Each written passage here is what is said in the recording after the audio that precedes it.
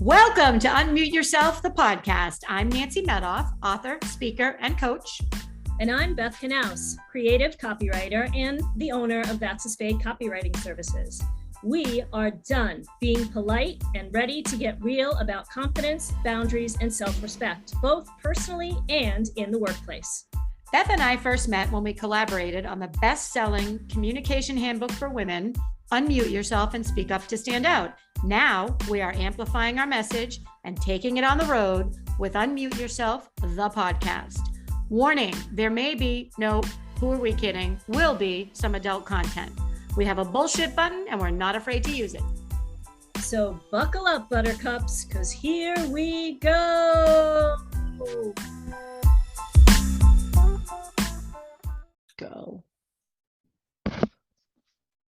Hey girl, hey. Hey girl, hey. How are you? I'm fabulous. How about you? We're back. We are back after a hiatus. I don't think our listeners knew that we had a hiatus because we are so organized. We record these ahead of time. That's right. That's right. We have game on most of the time. Game on. Are you referring to my gaming headphones? Yes, absolutely. Okay. Absolutely. So we're both back after a little hiatus, and we looked at some of our demographics for our podcast listeners. That's I'm gonna right. steal from Glennon Doyle and call them our pod squad. I just Pod love that squad. term. Yeah, that's a Our good pod one. squad. You like that? Yes, very much so. So Beth, how many countries are we in? Oh gosh, at least 3 others besides our own. 4. 4? Wow. Uh-huh. We are Nice. so global. We are so global. We are global. And if you're from Iceland and you're listening, we love you. Send us an email. Tell us who you are. I don't know how we ended up in Iceland, but I love it. Iceland. I know. Iceland, amazing. Portugal, Portugal and the UK and Canada. Oh my gosh. We have Canucks. We have Canucks calling in. We have Canucks. We have Canucks. Yep. And we have men and women, right? Yeah, almost an even amount, which I think we really like. You think? I love it. Yeah. I think it's great. I think it proves our theory that men feel what women feel, but they do it anyway. And that's the difference, right? They do not let it hold themselves back. Yes. I think it also shows, though, since we do talk a little bit about topics that lean more towards women, that there must be men who are listening because they want to know what to do in those situations, because we tend to expect others to have ESP. You don't? Sometimes, but then I have to remind myself that not everybody has ESP like me. Exactly. Yep. Totally agree. Totally agree. So we feel that it's time to share with our pod squad the meaning behind Hey Girl, Hey. Did we do that in the beginning? We did. Did we do it in the beginning? I think we did. Okay. Well, the issue is I got called out by my own daughter, my own kid. You always say kid. It's so funny. Well, so kids. Tell me, what was that about? So she said to me, I don't understand why you start every podcast saying, Hey Girl, Hey. And I said, oh, well, if you don't know, there must be other pod squatters out there who don't know. So we probably should just revisit one more time because new people have joined us along the way, right? Doesn't mean they've listened to all of them. So the story, long story short, is that Nancy and I had worked at an event and we were waiting to get some stipends for some side things that we had done there. And the people who were running the program just were kind of delayed and we had to nudge a couple of times. And one of them answered me back and said, Hey girl, hey, sorry, I didn't, get to this and that. And I said to Nancy, if one more person, Hey girl, hey's me without, stepping up and supporting me or, doing what they're supposed to do, I'm going to lose my mind. So it's kind of this sarcastic, snarky joke we have that we start with, Hey girl, hey. Well, yes. And it did not start snarky. It started funny because I started teasing you and saying, Hey girl, hey, every time we would talk. So, and actually I think it's kind of fun, and then after that happened, I realized how many times I do that, which is funny. Um, but it brings up the topic of, are women walking the talk, and are they really doing everything they can to support other women? And this might be an unpopular opinion. I believe that they are. And I grew up in corporate America, and I grew up in a mostly male dominated country company. And I did not experience, I mean, of course, there were some women that were just bitchy, or, you know, kind of maybe tried to take credit for other stuff. I don't think that's a female only thing. And I think it is time for women to stop whining about this. So I was on a panel about a year ago, maybe a year and a half, and one of the women on the panel was older-ish, like myself. She's a little older than me. And she came up with the Madeleine Albright quote, which is, there's a special place in hell for women who don't support other women. And it was everything I could do to not roll my eyes, because I believe that is so overused. Madeleine Albright said this like 50 years ago. So I'm not Pollyanna, and I'm not saying that it doesn't happen. I'm saying talking about women tearing down other women hurts all women. And if you're being torn down by other women in your circle, it's time to leave that circle. So, I think it's choose your tribe, as we talk about in the book, choose them wisely, and surround yourself with people who wouldn't tear you down and would not tear anyone down. So I say that at the risk of sounding a little Pollyanna about it. And at the same time, I believe I'm calling, I was going to say I'm calling bullshit, but we don't have the bullshit button. Oh, how do we not have Oh. it? Well, it's in the closet. I'll get it for the next one. But so in summary, I think you need to choose your tribe and choose them wisely. And that's the deal, is look at who you're spending your time with. And if they don't support you, maybe look for a new company, maybe look for a new tribe, maybe look for a new network, whatever the case may be. What Right. do you think, Beth? I think you're correct. I think that many times when we get into those situations that make us feel bad or uncomfortable, it's harder work to remind ourselves that we have choices, that we don't have to stay and tolerate it, right? I mean, how many times you hear us say, well, maybe so-and-so was just having a bad day, or maybe, I don't know what they're dealing with, or whatever, and everybody gets pissy once. But, if it's continuous behavior, you're also continuously showing up to deal with the behavior. So that's the first thing I want to say. And the second thing is, there's a little piece of that. Are you also advocating for yourself? Because people are going to treat you the way that you treat yourself as well. Not that it makes it okay for them not to advocate for you either way, but are you advocating for yourself, respecting yourself, standing up to speak out, all the things that we talk about all the time. But if you're going to treat yourself like a doormat, you can't really expect that much more from other people, right? Totally. You just said something. You said choose network choices, I think is what you said.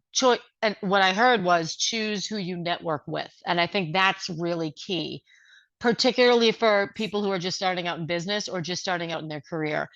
Every contact is not a good contact. And I'll give you an example. We talked about this earlier. Back during the pandemic, I was contacted by a woman who ironically is a women's empowerment coach or something along those lines. And she wanted me to do a summit with her, and she wanted me to do it for free, which back during the pandemic, I used to get a lot, and that's okay. And she wanted me to do it on a Sunday. And I was floored. I'm like, what do you mean you want me to, you want me to work for free, and B, you want me to give up a Sunday to go do this for free? And it was virtual. And I remember thinking to myself, I turned her down, and I remember I was really proud of myself for sticking to my boundaries. I just said, I do not work on Sundays. I don't work on Sundays. I will not work on a Sunday. If there's an event and there's a Sunday night reception, that's one thing, but no, Sunday is my day. Anyway, and I remember that she hit me up on LinkedIn to connect later, and I'm like, no, this is not somebody, we don't have shared values. I don't like her approach to doing business. I don't feel like she is going to help me or lift me up. I don't mean in a way that I would use her, but I mean, rising boats lift all tide. What rising water rising water lifts all boats. I want to surround myself with people who are going to help all of us elevate. And I did not feel that she did that.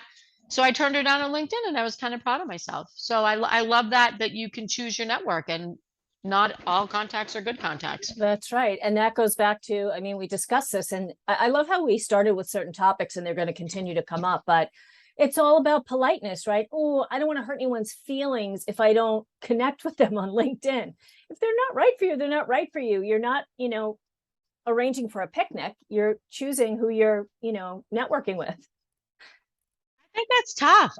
Yes, I think that's a good point. And I think it's also when you come to the realization that this person, it could be a mentor, it could be a colleague, it could be this person is not helping me get where I want to go. And that I say it, and I feel like it sounds a little cutthroat, and that's not my intent. My intent is, you know, to choose your tribe, choose your personal board of directors. Are these people going to be able to help you grow? That's really what I'm talking about, is will they help you grow? Are they, they don't have to be older than you. They can be younger than you. Will they help you push your own personal boundaries? Will they help you get out of your comfort zone? Will they give you good advice? Will they model the behavior that you want? I mean, there's a lot to look at when you're looking at who you surround yourself with. Yes, I agree. I agree. And I think it goes the other way too, right? Like you want to be a part of a tribe with someone that you know that you can help in some way. Yeah. Right. What was that quote we were talking about earlier that you had? It was I have it right here. It was a quote I read by Tene Edwards, Tene. We must find the courage to leave the table if respect is no longer being served. It's funny, I think, and I'd love to hear from our podcast listeners. I think when most people hear that, they think female, male. If you're not being respected, if you're a female and you're not being respected by the men at the table, it's time to leave. I don't think about it that way at all. What was your initial thought when you first heard that? Well, I mean, now that I'm, woke after helping you write the Unmute Yourself book, I, of course, just thought like the table could be anybody. Anybody could be disrespectful. And really, it's your choice. Are you empowered enough? Are you confident enough? Do you advocate for yourself strongly enough that you can get up and say, you know what? Thank you for your time. This is no longer serving me. I'm finding another table, or I'm starting my own table.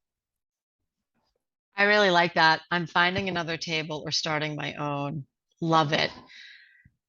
Because you think about, when I think about my closest circle of, let's say, work colleagues, they've changed every few years. There are some, and I would call it my personal board of directors, which we also talk about in the book, but they change. There's maybe one or two that I've had my whole life, but other than that, it changes. And I think it changes based on circumstance and based on priority and based on, to my earlier point, how you're growing and how much you're growing. And if you keep staying at that same table, first of all, you run the risk of groupthink. And that to me is very deadly, is aligning yourself only with people who think the same way that you think and who have the same goals that you have. That's not what I'm advocating for. I'm advocating for aligning yourself with the people who can help you make your vision become a reality. Right. And I think you need a balance, right? Like you need a couple people that you know that you're going to be able to help, or maybe you can help everybody, but you don't want to be the only person who's with 9 other higher level mentors, because, those of us, even if you're the most confident, you're going to have a day where you're like, what am I doing with all these people? They're all ahead of me. But if you have, a nice balance and you know that you're giving back, you're getting some advice, you're giving back, I think the balance is good. I tried to find remember when mastermind was the big word du jour a couple years ago? I know there are still masterminds happening and I think they're very powerful. I'm not denigrating mastermind, but this was when they first came out. I remember thinking to myself, I want to get into a very, me, I'm like, I want to get into a very high level mastermind. I want CEO level or above. And it was very difficult to find. It was very difficult to find because, how do you break into a group that you want to emulate, or how do you break into a group that's already there? Or, that I struggled with that. So I built my own. I didn't build my own mastermind, but I rebuilt my personal board of directors specifically for where I am now, which is very different than where I was 5 years ago. I think that's super important. The other thing you mentioned, I don't know if it was during this podcast or when we were talking earlier, was some younger, it was during the podcast, people that you can mentor as well. So, that obviously is incredibly important. You always want to make sure you're mentoring and giving back. I find many times that the younger women that are in my group, or my colleagues, they will educate me so much on what I don't know is happening with how they're thinking. First of all, with the language, because I just can't even, I don't even, the memes, I don't get half of them, but that's fine. The language, but really what's important to them. And if my job and my role is to help empower women, it's all women.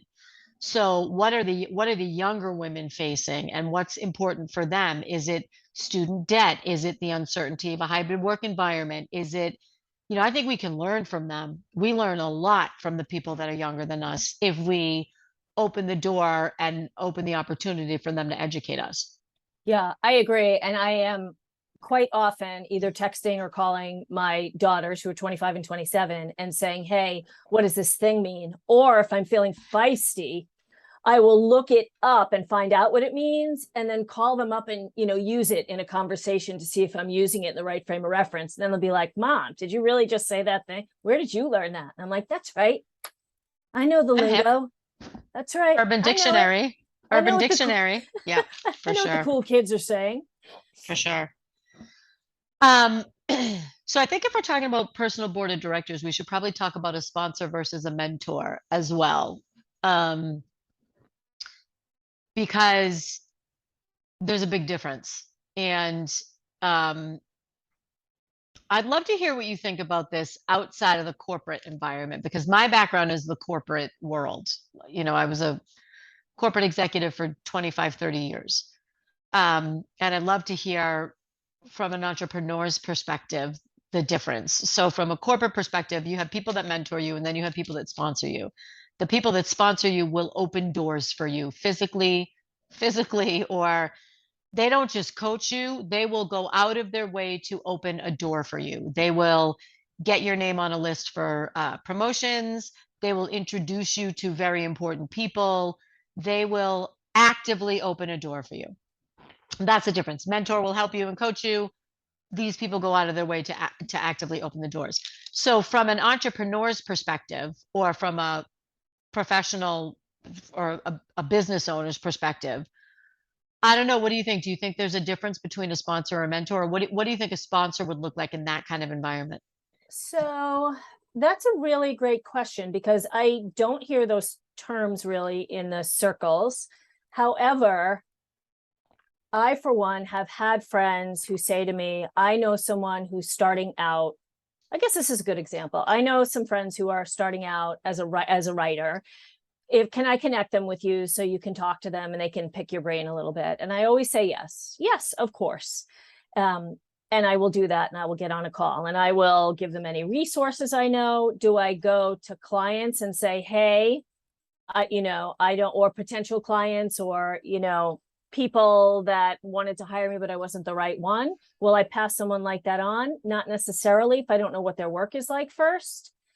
But I love to be a really great referral source for people. So, if I do talk to somebody and I do know that they're, experienced and they're in a different niche than me, by all means, I am always, one-to-one introduction, via email. I'll introduce people. Or if I don't have the bandwidth to take on a project, I will, refer somebody. I have no problem connecting people. I think that when you're someone who works for yourself, one of the ways that you distract from the fact that you're a one-man show is that you have kind of like a team, right? It's not a tribe or a board of directors, but you have this kind of like outside support of other experts and professionals that you can bring in and connect like that.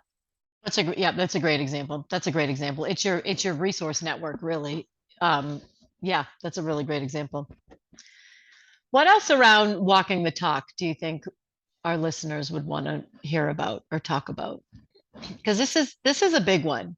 It's a big one because the Hey Girl Hey has stuck with us That's for right. what, 2 years? Right. B- because it really resonated. I'm like, you're right. You're right. If I hear one more Hey Girl Hey and then, they become pixie dust, like it it's it's it's it's an issue, I think. Right. Right. So I think we have to look at like, and I can talk from my own experience. I'm going to be a little vulnerable here. I haven't always worked as a writer. I've been doing this for about 5 years. And when I first came on the scene into all of the networking and things, there's a lot of writers out there. And of course, I was like, this isn't what I've always done. This isn't what my education is in directly. And I need to just kind of focus on myself and take care of myself. And I wasn't somebody who'd like initially have one-on-one calls with other writers. And it took me a while to realize that not every writer wants the same clients or does the same level of work. Like everybody's got their own thing, right? Everybody's got their own voice, their own style. Once you know who your client base is, I feel like once you're in business and get established and a little bit comfortable, then you know your stuff. And then you can say, you know what, that other person's great at writing this. I'm going to send this person over there because I can't do them justice. And it's okay to say that, right? You have to own where your limits and boundaries are so that you have open space for the clients you can serve best and pass other people on to, other professionals who can serve them better than you could. Which goes back to confidence and clarity, because oftentimes when you're first starting out, you want to do everything, right? So, but once you get once you get clear on your niche, what is it, by the way? Is it niche or I don't niche? know. I always say niche. Niche. Okay. All right. I Once actually hate it. I hate the word. Okay, I'll never use it again. You So can now as a now we're we, gonna say, hey girl, hey, what's your niche? Once you get clear on your niche, you have the confidence to walk away from what's not the right fit for you. It goes back to your own clarity and confidence in what you're doing. Like, Mhm. this is not what I do, this is what I do, and I'm not going to spend time trying to do this because I know that I want to spend my time doing this, and that's what I'm going to focus on. It's a great little full circle example, I think. Right. Yeah, I agree. Good job. What else do we have? Good job to you too. I want to be, walking the talk.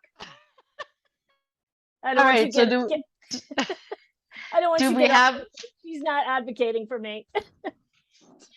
do we have any calls to action here? We usually like to have calls to action. Yes, Okay, we do. you want to go first? No, I'm still deciding what I'm going to choose from the menu. Can you go? Yeah. So my call to action for people listening is, and this is if you're in the corporate world or if you own your own business, think about your board of directors or your tribe and think about, you got to prune and plant, prune and plant. I was just looking through an old journal from 5 years ago, from 3 years ago, actually. And it's amazing what I set out as to what I wanted and what I wanted to do and what I needed to get there was clearly written out in black and white. And it's 3 years later and I'm there. I'm living what I wanted to do. One of the things was be very mindful of who I'm spending my time with, who I'm giving my headspace to. So I would tie that back to who are you hanging out with and just make sure that it's, I'm not talking about your beers on the weekend or your rosés on Thursday. I'm talking about your professional network. Who are they and can they help you get closer and will they help lift you up?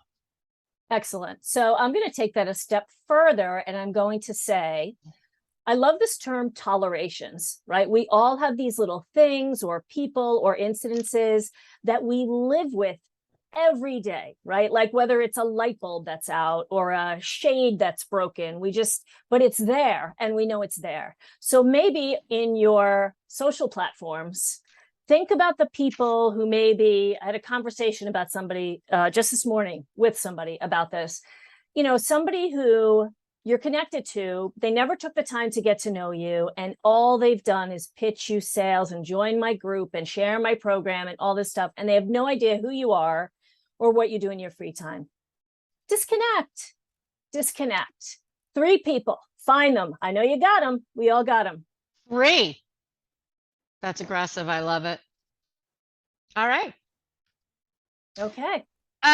So resources, we have the book actually for this one, I think, Unmute Yourself, now available on Audible and on Amazon. And I think that's probably it in terms of resources. But if you follow either or both of us on social media, we both put out some information. We both put out information that's relevant to this particular podcast. So follow me at Nancy_Medoff or Nancy Medoff on LinkedIn. And how about you, Beth? I'm Beth Knaus on LinkedIn. Okay. Yes. And I know we have that in the exit tro or the outro. Mhm. All right. Well, I think that's a wrap. Yes, I'm going to say quickly, I know sometimes when I listen to podcasts, when people are done speaking, I get out of there because I want to listen to the next podcast. And we have this in our outro, but if you're listening to our podcast and you're a regular and you really like it, we would love for you to like, comment, and especially leave a review for us online. We could really use to get some good, solid reviews if you are enjoying the content that we're putting out there. I agree. And let us know if there's any topics you want. Absolutely. Yep. Awesome. Okay. Okay. Bye, girl. Bye. Bye, girl. Bye.